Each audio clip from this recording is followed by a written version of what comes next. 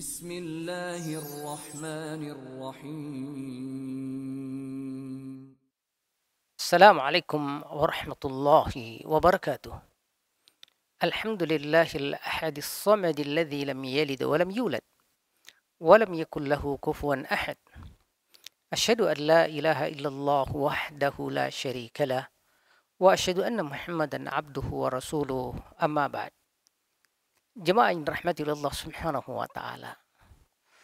Masih melanjutkan tema besar kita tentang tauhid, dan pada kesempatan yang baik ini kita akan berbicara tentang sejauh mana urgensi tauhid dalam aspek ibadah dan doa. Karena pada prinsipnya secara pribadi hidup kita ini berada di antara kisaran ibadah dan doa. Ibadah adalah kewajiban kita kepada Allah dan doa adalah hak kita yang Allah jamin. Dan itulah yang Allah tegaskan di dalam surah Al-Fatihah, Iyyaka na'budu wa iyyaka nasta'in, bahwa hanya Engkau yang kami sembah dan hanya kepadamu kami memohon doa.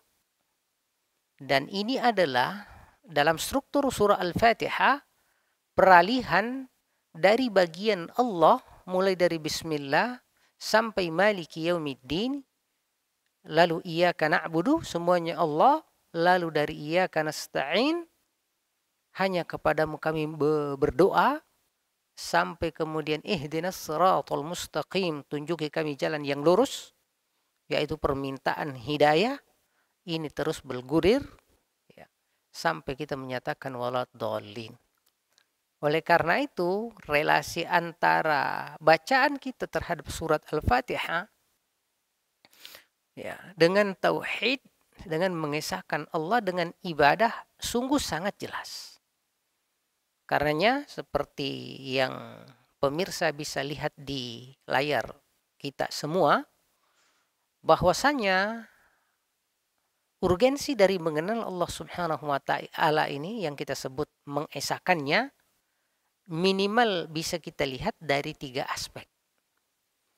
Pertama dan paling utama adalah terkait objek kajian daripada ilmu tauhid, yang mana objeknya sendiri adalah Allah Subhanahu wa taala.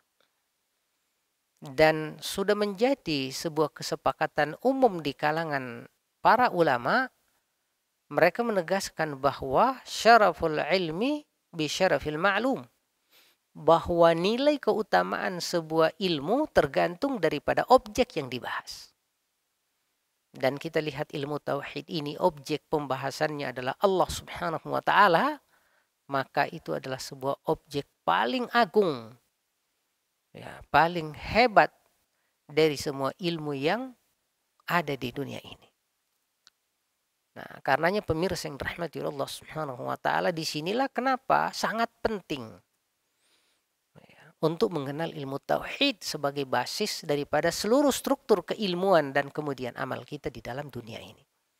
Makanya kita lihat sendiri Allah menyatakan fa'lam, ketahuilah annahu, sungguh dia la ilaha illahu, tiada Tuhan yang pantas disembah dengan penuh cinta, dengan penuh harap, dengan penuh rasa takut, illahu, kecuali hanya Allah Subhanahu wa taala. Dan sebelumnya di surah Al-Alaq sebagai surah pertama Allah tegaskan Iqra, bacalah, bismi rabbika, atas nama Rabbmu, sampai Allah Subhanahu wa taala mengenalkan siapa dirinya sebagai Rabb, alladzi khalaq, sebagai yang mencipta. Pemirsa yang rahmati Allah Subhanahu wa taala. Dan dalam rangka untuk mengenal Allah Subhanahu wa taala, di dalam kajian tauhid kita melihat bahwa di sana ada bukti-bukti penguat. Ya, ada namanya dalil.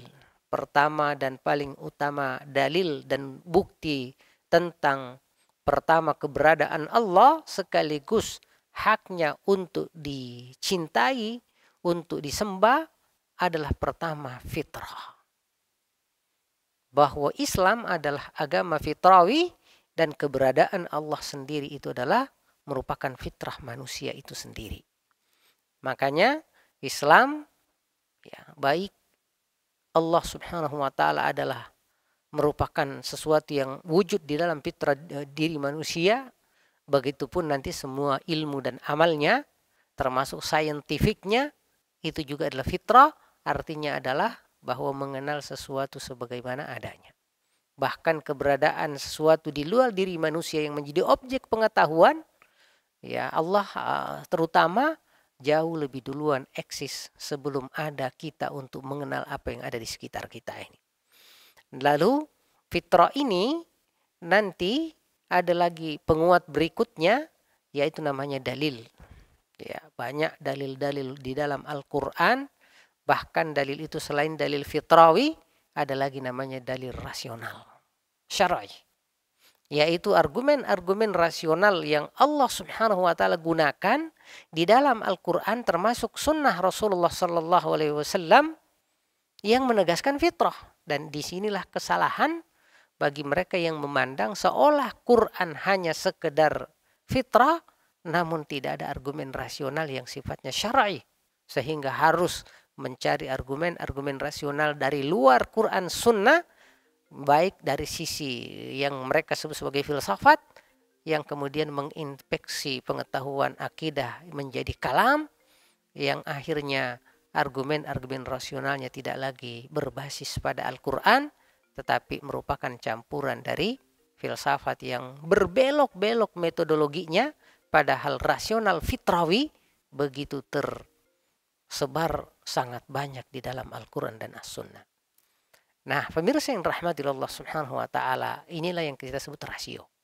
Dan inilah jawaban juga sebenarnya bahwa kalangan salaf maupun seluruh pengikutnya sebagai pembeda dari khalaf, bahwa mereka tidaklah membenci argumen rasional, tetapi hanya membenci dan tidak senang dengan argumen rasional yang mengambil dari unsur luar, lalu kemudian tidak mempertimbangkan aspek rasional syar'i yang ada di dalam Al-Quran. Pemirsa yang rahmati Allah Subhanahu wa taala. Lalu kita lihat lagi dari aspek tujuan. Apa sih tujuannya kita belajar ilmu tauhid? Dan tujuan utamanya adalah mengokohkan keimanan. Karena dalam doktrin dan konsep Ahlus Sunnah, al-imanu yazidu wa yanqus, bahwa iman itu bertambah dan berkurang, atau artinya fluktuatif.